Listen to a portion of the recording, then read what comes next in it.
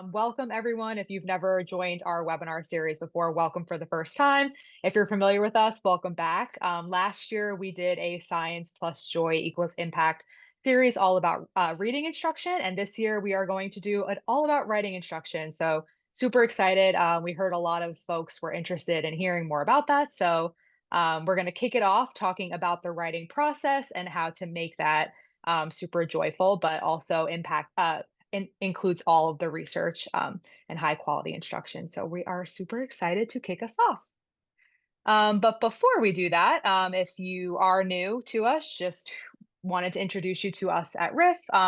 Here at Reading is Fundamental, our mission is to aim to works to disrupt the alarming U.S. literacy crisis by inspiring the joy of reading in children, which we believe is a critical element to driving the frequency, motivation, and engagement needed to create those skilled, lifelong readers. And we know that if we build that foundation for joy early on, then all wonderful opportunities will come after. And we really hope that you feel that joy in our presentation tonight and throughout the entire series.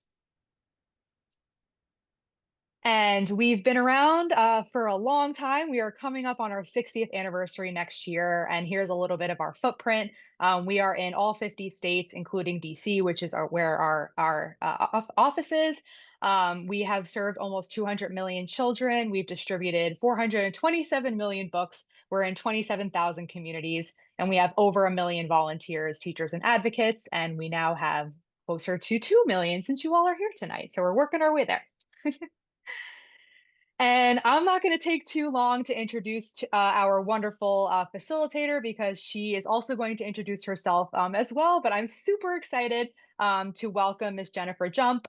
She is the Senior Academic Officer at Teacher Created Materials. She's a former classroom teacher, instructional coach, school administrator, and my favorite fun fact, because I live in DC and worked in DC public schools myself, she's the former literacy director at DC public schools. And you'll hear a little bit about her work, but she's also an author of several publications that bridge the science of reading with practical classroom implication and application. And tonight we will talk all about that with writing. So I'm super excited to not take any more time and turn it over to Miss Jennifer. And thank you so much for your time and sharing your expertise with our community tonight. So thank you. You Well, thank you so much for the opportunity. I am so excited to just talk about the science and the joy behind writing instruction. And I know what you're looking at right now is not what you want to be looking at, but we'll get there. Don't you fret. The joys of the work that we do on Zoom. I wish that I could say I was a professional now, but I'm not.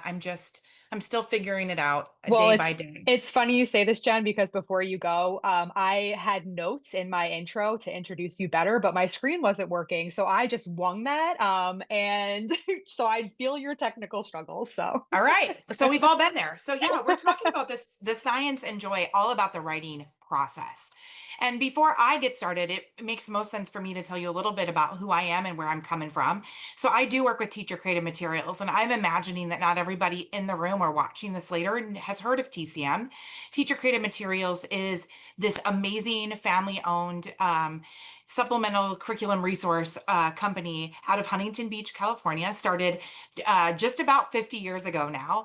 And our founder, Rochelle Caracciolo, believed in this vision of creating a world in which children love to learn. And now her two daughter children, Corrine, our president on the right, and Deanne on the left, continue to lead that charge. And we support schools and districts across this nation, but also across the world. And we are just really honored to get to do that. With that said, I'm Jen. And I think she did a pretty good job telling you a little bit about me, but I'm also a mom. I think that's an important thing to note. I'm a mom to a teacher as well. I try to tell people I'm 29, and then I have to admit that I have a daughter who's a teacher, so that doesn't really pan itself out very well, but I try. And yes, I've served as a literacy director in 2 different districts, and I'm truly passionate about this work of literacy. And so I want to start us off by asking, hey, what's the purpose of writing? And you should have access to your chat feature. I have a lot of made up answers in my head if we have a quiet group this evening. But what is the ultimate purpose of writing? Like, why do we ask kids to write? Or why do we write? What is the ultimate reason for writing? and I'll like watch that chat and see if anybody's brave enough to get us going. But one of the things I hear almost every time I ask this question is to communicate. And I'm like, it is. Writing is a form of communication. It is one way that the world interacts and engages. Oh yes, share your ideas. Exactly. That's another one. Just to share. It's a form of communication. Indeed, it is. And that is exactly the idea. Is when we're talking about writing, we're talking about something that is imperative. It's not something that's a nice to have. It is something that is truly part of who we are as humans. It's a way we communicate. It is one way that we share and communicate our ideas and our feelings. Chantel, exactly. Indeed. And so it's interesting that when we started this movement around the science of reading, which now it's been about 5, 6 years now, and we leaned back into Dr. Scarborough's reading rope from 2001, and we leaned in here big time. And we looked at all of the different strands of the rope weaving together to make for a skilled reader. But then I have to ask this question, like, wait a minute. But what about writing? Is there logical crossover when you look just at this reading rope? Do you see the logical crossover? And the answer ought to be yes. In fact, it should be like a very loud yes.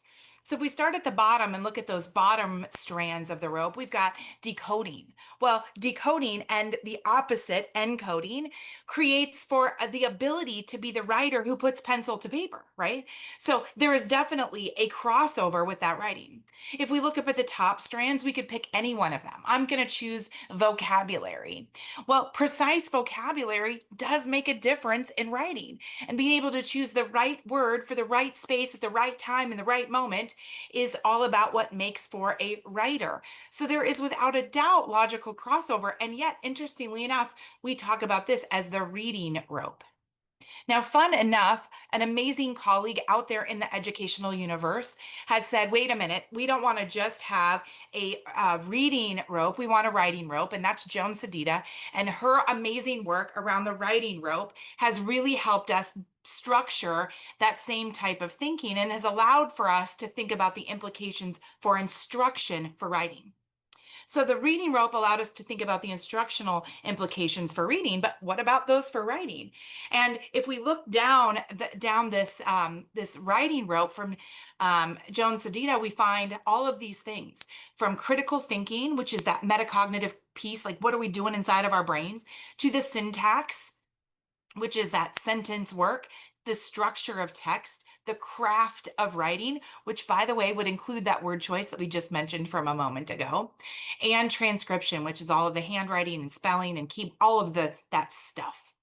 So, wow, there's a lot of implications here for writing. And so now we know, oh, wait, there are some really good models for us to think and converse about what's the research behind writing. And quite frankly, writing matters. And here's what we know: writing strengthens vocabulary, syntax, comprehension, and builds knowledge. So, oh, wait a minute. Those are all things that everyone in this room is like, we need those things, right? We need our students to have stronger background knowledge and vocabulary. We want them to have the structures of language the right way. We want them to understand what they're reading and be able to write about it. This is important work.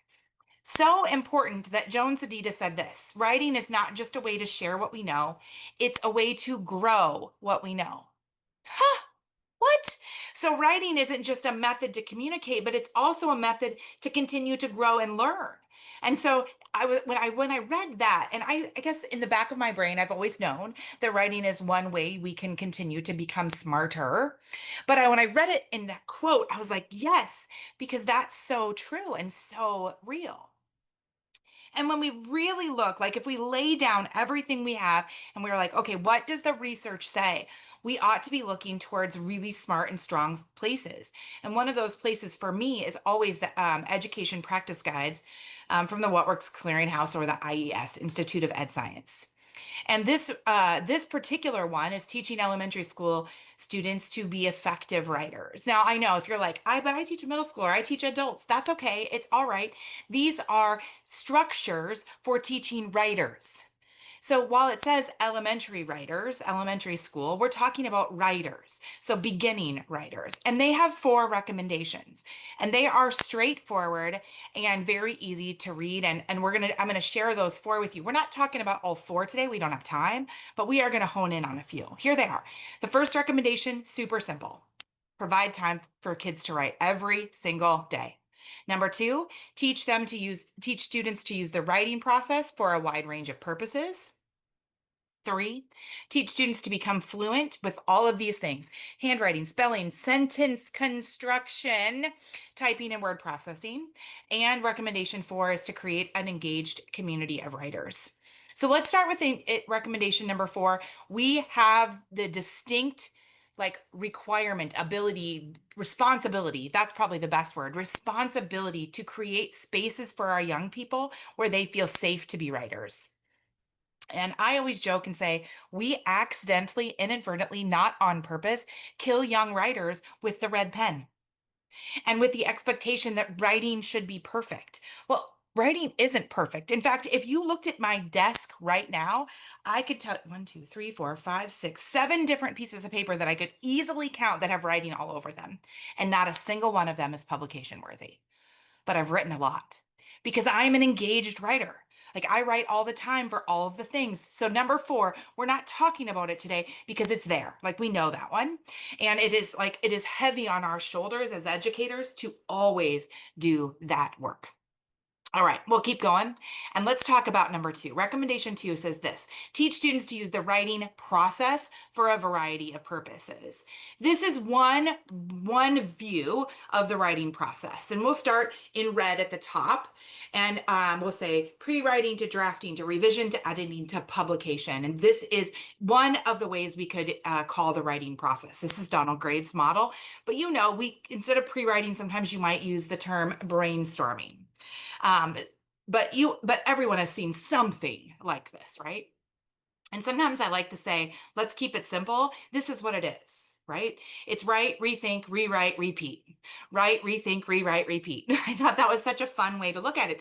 And in theory, we look at the writing cycle like this: read, rethink, rewrite, repeat over and over and over again. Well, friends, we are going to take some scenic detours. When we write, we're going to avoid things like potholes, and yet we're still going to get to our destination. Sometimes we've got to drive through a tunnel. It isn't always perfect. It's non-linear. It is not a perfect cycle. It looks a little bit more like this. There isn't a process that is perfect. Sometimes you're going to start with a pre-write and then do a draft, but then go immediately to publication because we're not going to spend the time. We're going to allow an imperfect piece to be published. Maybe we never publish it at all. Maybe we never edit it, but we do a lot of revising. Maybe we start in a space where we've got the sentences and we start with a space where we revise first because we have the sentences we need. There are so many ways we can get into this process and do this. And this graphic was my favorite graphic of the week because that's the process. And so then if I look at the process to the writing rope, we can start to see the comparisons, right? Like there is a lot of thinking involved in that pre-writing space. But if you look at things like in writing craft, that's where you're looking for word choice. Well, word choice is going to fit in right into revision. Interesting. I made those the same color. That was an accident, not on purpose, but it worked out perfectly. So let's talk a little bit more about the process of writing. And so we're going to start with that pre-writing piece. We're going to go through all of those different parts of writing and be thoughtful about what they look, feel, and act like when we think about both the science and the joy of this work. But the science is important. All of the stuff that we've learned from the Institute of Ed Science or What Works Clearinghouse, we ought to be bringing to everyday's instruction. So the first one is pre-writing. And pre-writing is designed to generate ideas for writing. It's around a topic or discovering a wide range of different topics. And here's what I want you to know. Not all pre-writing looks the same. What pre-writing looks like this week might be different, the next week might be different, the next week. Then this is the one that I think we can rest our, like, we can hang a coat up on it. It's so important to me. Not all pre-writing leads somewhere. Sometimes the only thing you're going to do with your students is the pre-write. And then instead of it being a cycle, it's a pre-write done. Like, we're done now. Yes, we got some work done. We showcased our learning. We were able to show what we know and how we get to move on. Not all pre-writing works for every reader. In fact, I'll tell you a funny story. When I was in 7th grade, the thing our teacher wanted us to do all the time was to brainstorm lists. I don't like lists. Lists stress me out. Lists make my heart palpitate. They make my armpits sweaty. I didn't want to write lists. Even in 7th grade, I didn't want to write a list. And finally, I was like, excuse me, my teacher, who I adore with every ounce of my being, may I please not write a list? May I please draw it in a web? But I called it bubbles at the time. Can I draw it in bubbles? And she was like, sure, draw in bubbles. And then all of a sudden, I was able to get the work done. But the reality is that pre-writing, one of the most important things the research indicates about pre-writing is that oral rehearsal improves quality. So anytime we can get our students yakking, talking about their writing, it's a good thing. Anytime we can get our kids talking about their writing, it's a good thing, because we know the research is very clear. Oral rehearsal improves quality. So get kids talking. So what are some pre-writing strategies that you've used? Here's a few that I have, and if you want to put some additional in the chat, that's awesome. So things like creating lists, group mapping, what I know and what I wonder, that beautiful beginnings of a KWL chart, a talk first, write next. Just the bubbles work, or as my friend calls it, the sad spider, where students put their topic in the middle and then they branch it out with all of the information that they might want to write about. But all of those are different pre-writing strategies. So let's try a pre-writing strategy. And I'm going to ask each of you to play along and do this at home. So you're going to need to grab a writing utensil of any sort and any piece of scratch paper. Even a smaller sticky note will work. And here's your prompt. We're going to use a strategy called think, draw, list. That's the strategy. Think, draw, list. So the first thing I'm going to ask you to do is think of a place you love. You've got 10 seconds.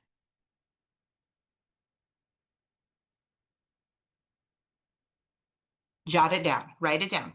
So write your place down. I'm writing mine down too. I got mine. And if you know me, you know what I've put on this paper. I'm just saying. All right, now the next thing is draw it in 30 seconds. You only have 30 seconds. Draw it. Go.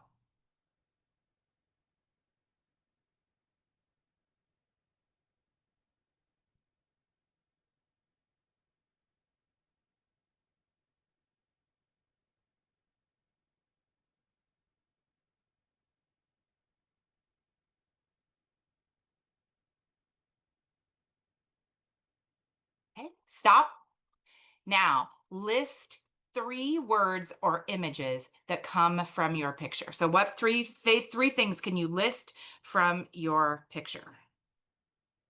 3 words, ready, set, go. All right, I got mine. Do you have yours? So that very quick, simple pre-writing strategy is one of my favorites. It's easy. Think, draw, list. It took us just under 3 minutes. It's so fast and so easy, and yet we've done a lot. We've done a lot of things. Now, I said draw for 30 seconds and you have 10 seconds to think of a place. You could extend those times for students. You could even give them a list of ideas of places that they love. There's lots of things you can do to scaffold this, but you've got it. Now keep this, because we're going to use it later on. Okay, now we move into the next step of that writing process, keeping in mind that it doesn't have to go in this perfect order every time. And that's when we get into drafting. Drafting is when we're going to move from these ideas to sentences, but it doesn't have to be perfect.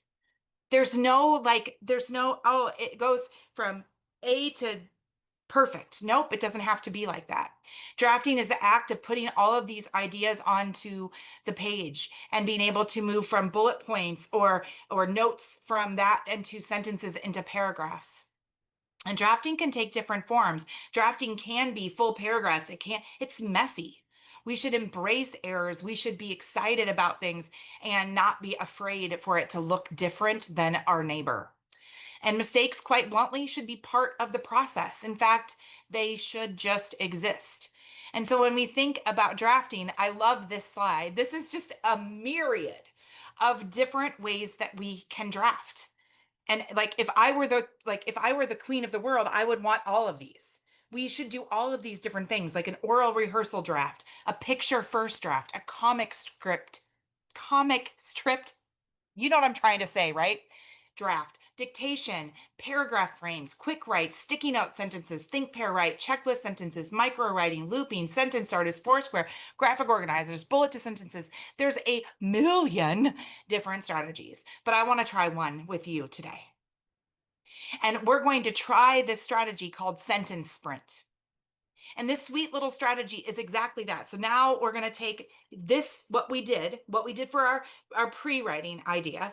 And now I'm going to give you 3 minutes, just three. And your job is to write as many sentences as you possibly can about your topic. No order, no rules, nothing at all. Write one sentence, write the next sentence. It's okay. So this is the directions for sentence sprint. You're going to give the directions, set the timer, and then write as many students or sentences as possible. Don't write students, that's weird. Any order, any start, just keep writing. Sentence, sentence, sentence, sentence. So let's begin. Are you ready? In fact, we'll just do a minute and a half because we're adults and we'll get them done fast. So write as many sentences as you can. Any start, anything at all, as long as it's about the topic. Just write. Not a paragraph, just sentence. One sentence, next sentence. Go.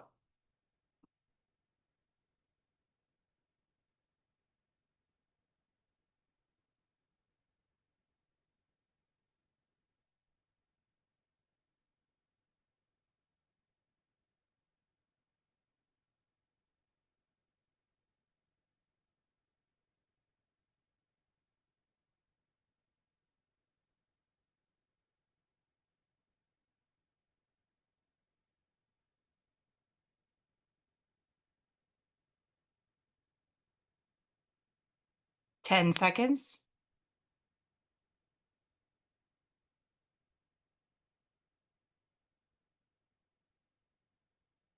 All right, nice job. I got 7 sentences written in that sentence sprint, but think about this as a drafting opportunity. It is just one way to get students to write, and without the pressure of having to create a perfect paragraph or to start sentences differently. What we do is give students some opportunity to become fluent in their sentence writing. And I know one of the sessions that you're going to get to hear about is the power of sentence writing, and quite honestly, that's in one of those 4 recommendations. So we should be getting good at writing sentences. So now we've got some sentences. And so now we've done some drafting work. So the next step, in theory, if it was a perfectly cyclical process every time, would be revising and editing. And revision means we're refining the meaning or the structure. And it's truly changing a draft at the structural level. It's doing things like adding information, taking away information that's not pertinent, rearranging to help make things clear. It's really about finding the meaning and refining the meaning. Okay, so that's revision, makes perfect sense to me. So what on earth can we do to revise? So revising isn't the red pen business. And so here's what I love about revising is if we take a step back and remember for a moment. So here's a strategy for revising. It's one that most people have heard of. It's called CARES. Change, add, rearrange, eliminate, standardize. And here's what we could do. We could say to kids, okay, do these things. Go revise your work.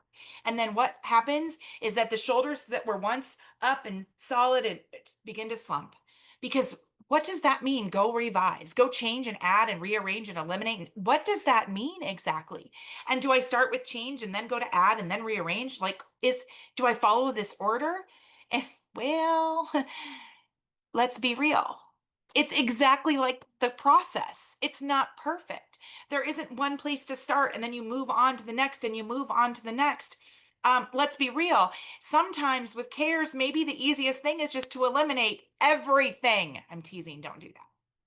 So instead of saying, "Oh, let's go revise and do everything," let's narrow it down. What do we want to do? You know what? I'm looking over the shoulders of my class and I notice something. I noticed that in this process of writing during our sentence sprint, my friends wrote some very basic sentences.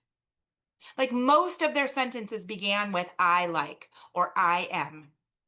I want to go with add. I want to use the revising strategy of add.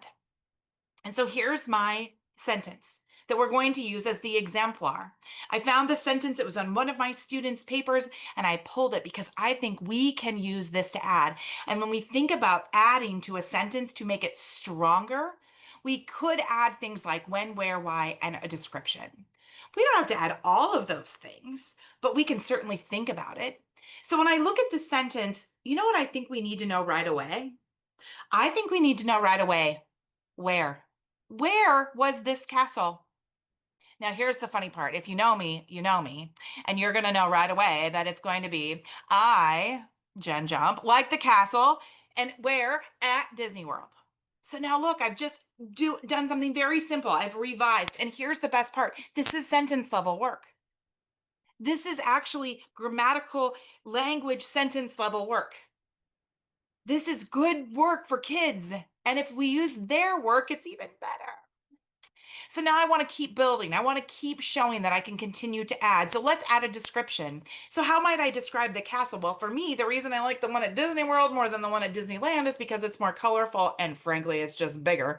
But we could add this. I like the colorful castle at Disney World. And since we start, so very clearly, like you can see how very simply this strategy of add for cares in that activity of revising makes a lot of sense. And it's so very easy. And now I could say to the students, now you go find one sentence. And I want you to think about where is a sentence you can add to? And why would you want to add there? So we want to really give students the opportunity to be thoughtful and be like very aware of where they are at. So now, if we keep rolling through our process that's not linear process, but we're going to pretend it's linear for today, we then move into editing. And editing is the space where, well, we're polishing for clarity and conventions. This is where it's preparing it to be read by other people. It's making sure that we have all of the things like capitalization, punctuation, and spelling is correct. It's like polishing up your glasses. You want to be able to see it. You don't want to have anything like anything terribly wrong, any glaring errors, if you will. The focus on editing is helping the readers to be able to understand it better. And the way that that works, the only way that that works is when a student really understands like what the purpose is. So this is such a powerful thing. In editing, I think I thought about like, oh, should we try a strategy here? And I was like, no. I want us to go back to this recommendation. Because if we don't ground our thinking about why this science and joy is so important for our kids, like we forget that there's research behind this. And so recommendation 3 says this: teach students to become fluent. And these are the things: handwriting, spelling, sentence construction, typing, and word processing. Now I'm about to sound like I'm standing on a soapbox, but newsflash, I'm sitting in my chair, so it's okay. But the reality is this: when our young people are stuck in things like handwriting and spelling and sentence construction and even just putting the words on the paper, it steals all of their time and space. And this statement, this right here was like the moment I realized how very important this work is. So when handwriting is automatic, guess what? There's more space for them in the memory to compose, edit, and revise. When spelling is automatic, there's more space to do the work. When capitalization and punctuation are automatic, there's more space to do the work. When sentence construction is more automatic, hey, there's more space to do the work. Now, here's the most interesting part. I've got a senior in high school kid. My senior in high school kid is a writer. And this kid writes and writes and writes and has done really well. In fact, the ACT score for writing was like shockingly good. I was like, okay, cool. You are a writer. But interestingly enough, handwriting, spelling, capitalization, and never came automatic. Messiest handwriter I've ever met, and for a senior in high school, and spelling is atrocious. But here's what happened. This human stopped caring and just became a writer. And so all of their space is still there. And they've learned how to back end and figure out how to like fix it at the end. But that's so hard. Instead, what we have, the responsibility is to provide our kids with enough space to do these things. We want to give our young people enough space to get good at handwriting, good at spelling, good at capitalization and punctuation, and good at sentence construction so that we don't have we don't have that burden. In fact, we can then focus on the fun part of being a writer. And so I asked the silly question, like, what implications does this have into our editing instruction? Not just our instruction in general, but specifically around editing. If we know this is true, that automaticity is more space. So what do we know about editing? Well, what we learn is that the things that we should be editing for are the things that make the biggest difference. So let's edit for spelling and capitalization and punctuation. Let's host expectations that that's the case. When you get to learn about creating fluent sentence constructors, do that. Find ways to allow for your students to become sentence constructors. Give students multiple opportunities to put their pencil to paper so that they work on their handwriting. Expect spelling so that students don't fret about it. And the reality here is this: when students their writing skills are effortless, they can focus on the work of writing. It's a beautiful thing. It's like shocking and real. And so that's what I wanted just to make that really interesting point around editing specifically is that we can look at editing as a door into being a successful writer, bigger picture. Like we can give students access to being able to do the stuff, being able to handwrite and be able to spell and be able to use good punctuation.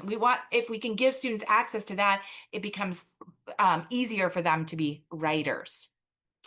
And then, if you will, if we were looking at this process, we are at the last piece, and that is publishing. And publishing is designed to share with an authentic, real audience. It's any time we're sharing writing with any type of audience. And the reality is this, is that humans need audience. It's the red carpet moment. Every writer, every human, every child deserves this, right? Publication can take many different forms. I mean, there isn't one form to publish work. There are a myriad of ways to publish works. And then sometimes people will say, but Jen, some kids don't find the way that kids love it.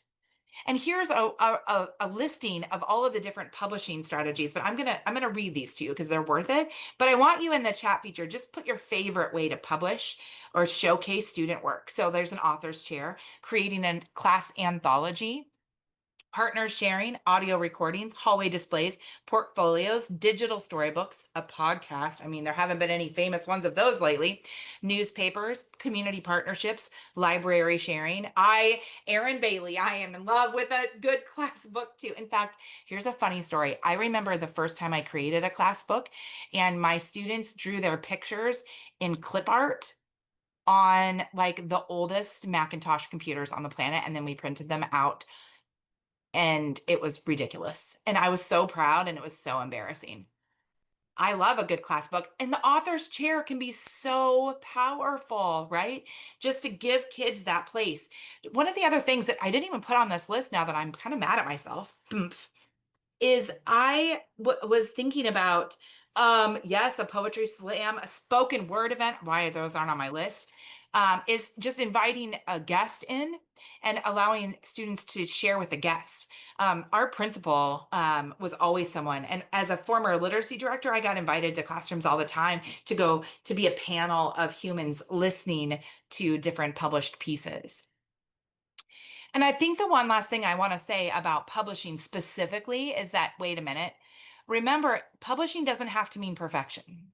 And this is where I want to just like step back for a moment and say, I'm joking. Like, yes, there is a structure to the process, but it's not perfect. And sometimes we can allow for something to go on a wall in a hallway that isn't perfect, that showcases the hard work of the process and doesn't have to be the perfect writing. In fact, I've published a few books, and I'm really proud of our editing team, but it went through multiple people before it got put in, went to the printer. We're not asking our young people to go through multiple editors before they put it to print. We're asking them to put forth their greatest works, and their greatest works will look different, and they'll look different from the beginning of the year to the mid of the year to the end of the year. So I thought I'd do something fun. And I wanted to see how it went. And I thought we could do a little bit of writing process inspiration. Because here's the thing, writing is something that teachers say all the time, I don't have time for writing. Yes, we do. We have to make time for writing. And when we realize that the process doesn't have to be perfect, we don't have to publish every piece, we don't have to go through the whole process every time we put pencil to paper, then we start to realize that writing is doable. So here's what I want. I want you to think of something that someone has said to you about writing that you think is worth sharing. So I'm going to tell you, I'm going to put mine in the chat feature first.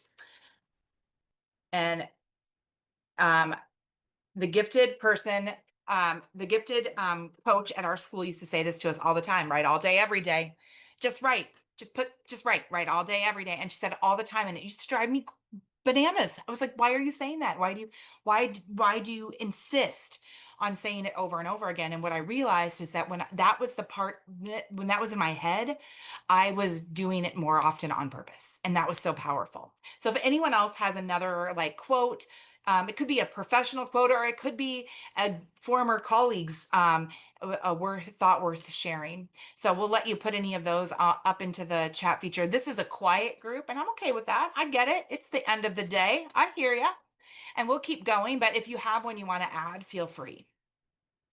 I do want to remind you of something really important, that flexibility is the secret sauce. That while, yes, this is an order, Donald Graves put this order together, but the reality is that this is going to be different. And we're going to use this as a toolkit, not a checklist. So this writing process isn't a checklist. It isn't pre-writing check, drafting check, revision check, editing check, publishing check. Nope, it is not a checklist. It's a toolkit. And we should have lots of different things in our toolkit. And so when we talk about the writing process, we should have things in our toolbox for each of these spaces. That's why we did a pre-writing strategy, why we tried a drafting strategy. All of those, we've looked at those different pieces. And then I will say this. One of the most important things we can do is more writing and more often. And not because Jen Jump said so, not because like I have a thought out there of something, but the first recommendation is this: provide daily time for students to write. And I really wish it said provide students time to write all day, every day. Just give kids more time to write. And so there's this reality that we have to give children lots of things to write and lots of time.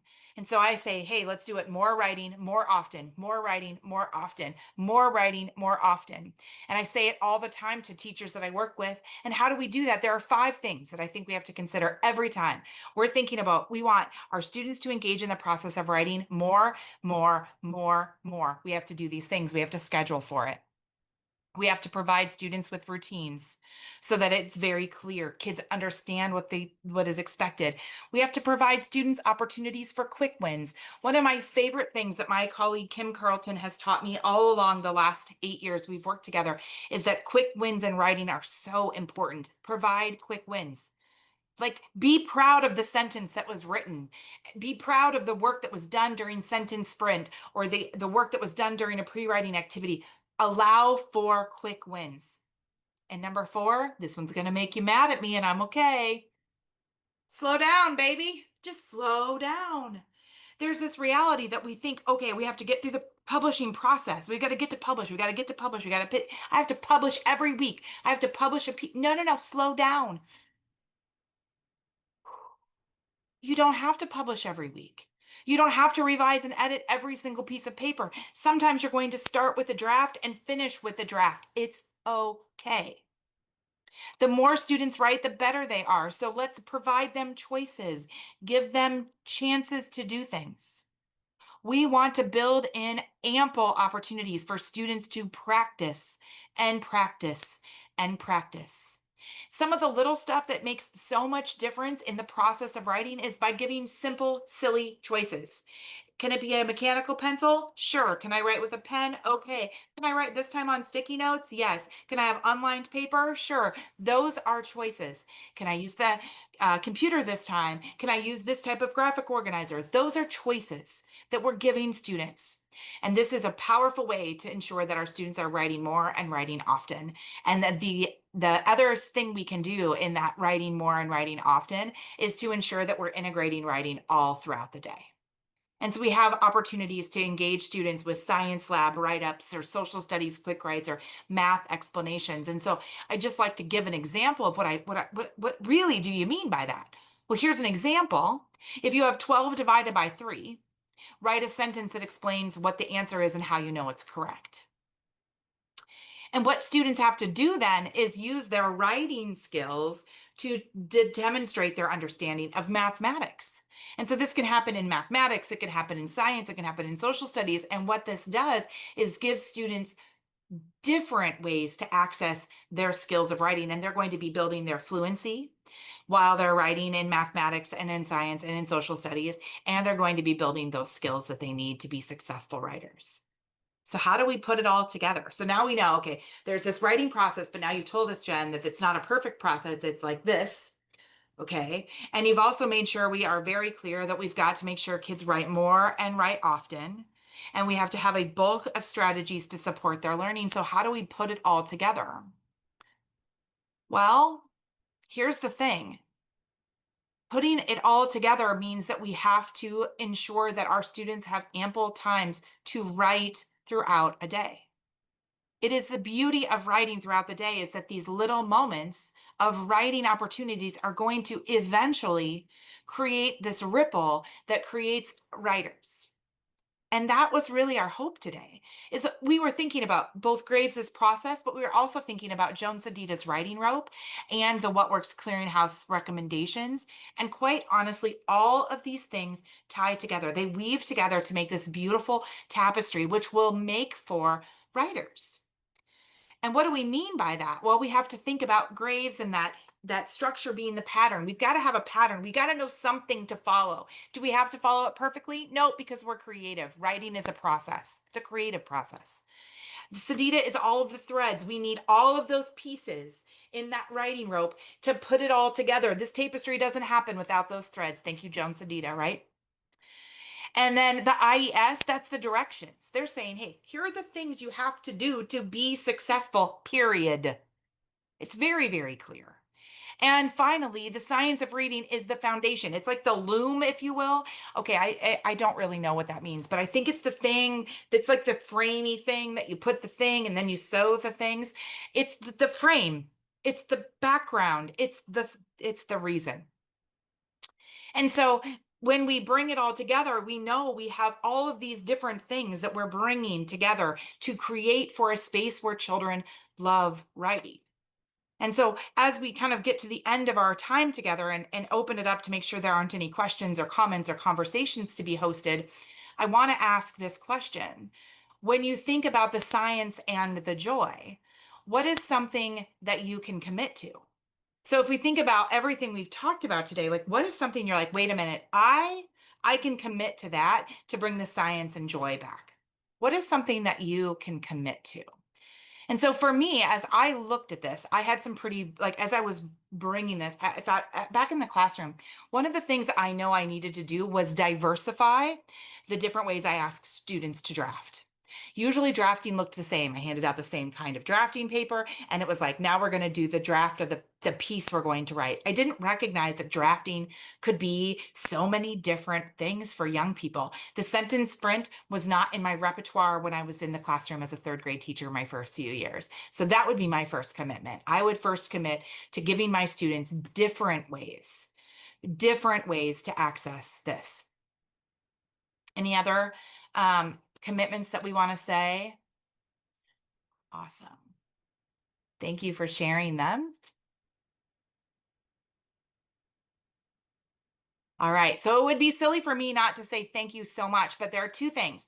I want to open it up for questions. I want to share with you, if you're interested in this writing book, The Science of reading, writing book. If you go here, I'm going to give 10 away. I've got 10 in my closet that are ready to get sent out. So if you fill that little URL out, I'm going to pick 10 people. Maybe I'll just pick the first 10. I don't know. Maybe I'll have my kids choose. I'll have my senior choose the 10 that win. And yeah, you'll get the free book for writing. And um, I'm curious if there are any questions or thoughts or comments. I know it's so fast. This hour in the evening is so fast. Um, but I am excited for you to go write something wonderful and get your students engaged in writing as well. So any questions can come to the chat feature. Carly, have you seen any questions come in on the secret chat? I do actually. I see Oh, on the Q&A feature, there's a question perfect. that says, "What's the best approach if students struggle with spelling and get stuck?" Oh, it's such a great question. Mhm. So first and foremost, it depends on a few things. Number one, do they have the skill set to attack that word in the encoding world? Is it a word that they have the skill set to spell? If so, we want to give them the clues that make the most amount of sense. If they're stuck and it is going to prevent them from being a writer, do you want to know my honest thought? Tell them the word, write it on a piece of paper, and hand it to them. Because if writing the word is going to stop the process, it's not worth it. Now, when we're working on encoding and decoding and phonics practice, whole nother story, but that's what we're talking about. We're talking about writing in the moment. Kids are writing, they just did some work and they've learned all about plants. Yay, plants. And now you've said, can you please draw and write about the plant life cycle? And so they've started to write and they're like, but I don't remember how to spell root. Okay, here it is, ROOT. First of all, they may not have the skills to know that double O in the middle. Ooh, fine. I'm just gonna because who at this moment, that's not the purpose. I want them to write. So I'm gonna tell them. And sometimes that makes people really mad at me, but I'm okay with that because I want kids to write. I don't want kids to cry. So that was a great question. I'm so glad it was asked. I was, and honestly, I it validates, me back in the day because that's what I used to do as a teacher. Because I taught 5th grade for the majority of my teaching, and that is, as we all can imagine, the time when they are supposed to be expected to write a lot, and I was teaching students who could not decode, basic CVC words, so I used to do the same thing, and I was always afraid, I'm not even gonna lie, so that's super validating that you just shared that because even out of the classroom, I'm still learning things from these types of webinars, so thanks for validating that. You bet. I think it's an important spelling is a funny thing, and spelling is under fire a little bit right now because we know about what good spelling instruction should look like. So, and it should be related directly to phonics instruction. So, just tell kids how to spell a word. Don't let them get stuck when they're working in writing. When they're Right. working on spelling, they got to work on their spelling. But, well, Yeah, thank you. what you said before, Jen, really quickly about your daughter being, like, loving writing and being a fabulous writer, but not such a good speller or forming her sentences, I thought that was really powerful, and I actually texted Aaron on the side, and I was like, "I wish I had someone, like, when I was in my childhood, because I didn't like to read and I didn't like to write, if I'm being honest, back when I was a kid." So, like, I really wish that I would have had someone like that telling me those types of things, because I think it would have just changed my perspective in learning. Because I was so scared all the time. So it's really, validating to hear that you have those thoughts, and I'm sure hopefully others do too. So, Carly, one of the scariest things to me is that I always tell folks, like when we look at kindergartners who come into kindergarten, most of them are excited to be writers, most of them. mhm, And what happens by the time we send them to first grade is most of them are no longer excited to be writers. yeah, And the only thing that has changed is us. We inserted ourselves into their lives. And so we, as educators, have such a responsibility to continue the joy in writing. And the way to do that is by finding the ways that kids like to write, which means it's not going to be the same every time. And it's okay. mhm, Sometimes it's okay to write an entire 5 sentences on an index card just because it's different. It's okay. yeah, of But it's hard. And I like the reality is that we as educators are under so much pressure. And so course. we just sometimes we find the little things to get excited about. But teachers and educators across the nation. Thank you for being here, and like sticking with us this afternoon, evening. It was truly an honor for me to be with you, and I look forward to sending out a few books from my garage. I know I am really envious of the I'm not going to take it from anybody who's here, but good for those of you that are here live because you will get the first opportunity to snag these books. So, thanks. That's a really cool opportunity. So, thanks, Jen, for offering You that. bet. Let me see. Okay, no, I think we're good. So, yes, thank you, Jen, for everything. This Oh, was my honor. wonderful. I really can't thank you enough. And those of you that were on the call, thank you so much for your time. And feel free to share the recording once you get your follow-up email, and encourage you to share the resources as well. And please sign up for our next webinar that is happening at the end of September. So we're going to be doing at least one a month, maybe even two for educators. And then we're also going to have some family webinars coming up. So feel free to look for those too. And thanks, Jen, for everything. And You we will bet. definitely be in touch. And thanks everyone for logging Awesome. in. Thank you Have a so great night, much. everyone. Take Bye care, bye. everyone. Bye bye.